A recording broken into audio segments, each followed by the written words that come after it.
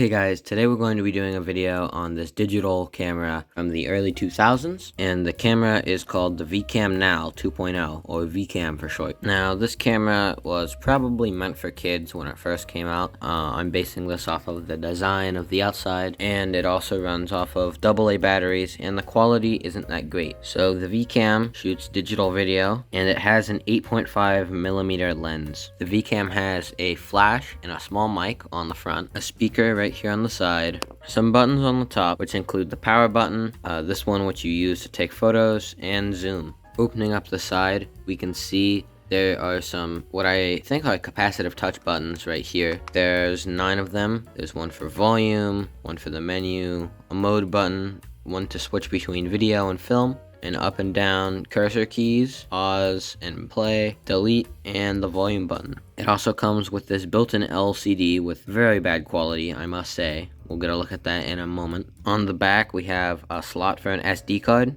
a little port to get the data off of this device, and a headphone jack.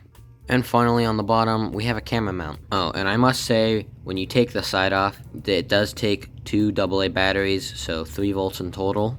Okay, so here's the LCD. It's a little hard to see because I am recording the LCD, but it does really look this bad. The LCD is terrible colors. It actually looks better on camera than in person. It only has about 6 colors on it. It's really terrible. You can't even make out some of the objects on it, but the video quality is just slightly better. Okay guys, this is me recording on the VCam. If you hear any clicking or tapping, mic on this device is very sensitive. So let's look at the manual with the VCam, if you can even make out the text.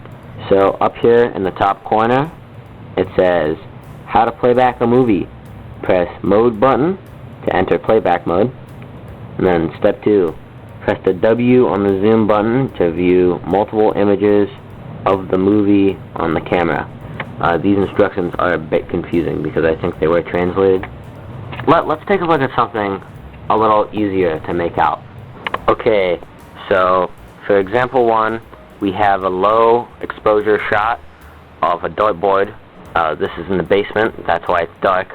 And we've got a guitar over here, which is even lower exposure. Okay guys, so here's a little bit more of a high exposure shot of the backyard here. Well, it's more the side yard, but we can see some of the bushes. They're starting to sprout since it is about springtime, so they are getting some of the leaves back. And here's a good motion test, because here comes the car.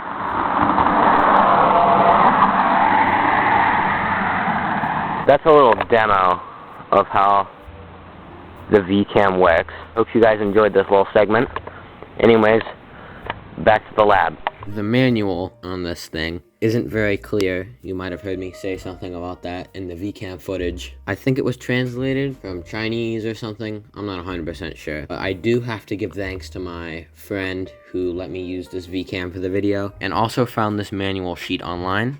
So big thanks to him. Now I want to note, for anyone who's familiar with the VCam, there is some software, and I don't have the software with me. I could probably find it online. I will not be using the software today, as you can transfer the video pretty easily without software. Clicking the mode button on the VCam takes us here, where we can see images or videos that we've taken, and then we can of course select through them with the arrow keys. Clicking the volume button brings up this little menu right here, where you can then use the arrow keys once again to turn the volume up and down. And it goes up by 2 of these bars at a time on screen. Okay, so I took this short video of my soldering iron here, and let's say I didn't like this video, right? I want to delete it. How would you do that on the VCam? Well, you click this little button down here, the little trash can symbol, and it brings up the text, and it just says delete one. And then you click right here, and it's gone. And you can of course cycle through this. If you click it again, it says delete all, and if you click this, it deletes all the photos. Of course I'm not going to do that. And if you click it again, it just goes back to the normal selection of videos that you've taken. If you click this little button right here, it brings up a menu where you can turn the beep on and off. You can turn auto on and off. Format, you can change the, if it's NTSC, and of course it's recording on 60 Hz. You can always change this to something else later on. For example, if I want to go down, I can change it from 60 hertz to 50 hertz, and only 60 or 50 hertz. And NTSC, we can change that to PAL or NTSC. There's not a lot of option with this. If you click format, it'll format everything. You can turn autofocus on or off. No, auto off. Oh, power off, not autofocus. Okay, my bad, guys. And then you can turn the beep on and off, which I'm going to turn off because it's kind of annoying. I forgot to show you guys the boot animation for this. Tiger Electronics is who makes this. And then it's straight into video mode. Something I would like to point out on the VCam that is kind of odd by any standard is that you'll notice that there's two springs right here for the batteries, and you'd think that they would go in just like this, snap both in place so they're facing the same way. But if you look at this little diagram inside, they actually face opposite directions, but the spring faces the same way. So this actually has the plus facing the spring, and then the second battery has the plus facing away from the spring, which is kind of odd. I mean, of course it still functions correctly, but a lot of people wouldn't pay attention to that image and would insert them wrong. In fact, that's what I did the first time I tried to replace the batteries in the VCam, and I was very confused on why it wouldn't turn on, and it was because I put the batteries in backwards. Now, after taking this side panel off with the screen and buttons on it very carefully, as I plan to reassemble the VCam, since a friend of mine did let me use it. Anyways, inside the camera, we have four major chips on this board. And this one right here, labeled Hynix, is the flash memory. It's the internal memory to this device. This chip is a video processing chip, so it is technically sort of the main chip. It processes the video and what's ready to be displayed on the external monitor, and it also prepares video for transfer across the USB line. Okay, so update. I wasn't able to find what this chip right here does, but I pretty much figured out what every other chip does. So this one right here, this is memory, basically the built-in storage for the system. This is basically the GPU. It handles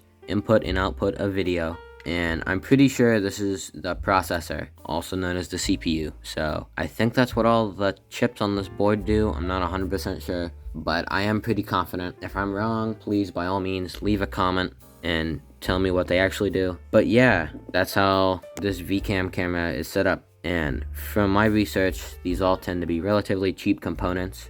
I can pick up all of these chips for around 10 bucks in total, pretty cheap. And that's considering a lot of these aren't in production. This memory chip's still in production. This chip is still in production. This one is not. Neither is this. Unfortunately, guys, that is going to have to wrap up today's video. So make sure if you like the content to like and subscribe, and I'll see you guys in the next one.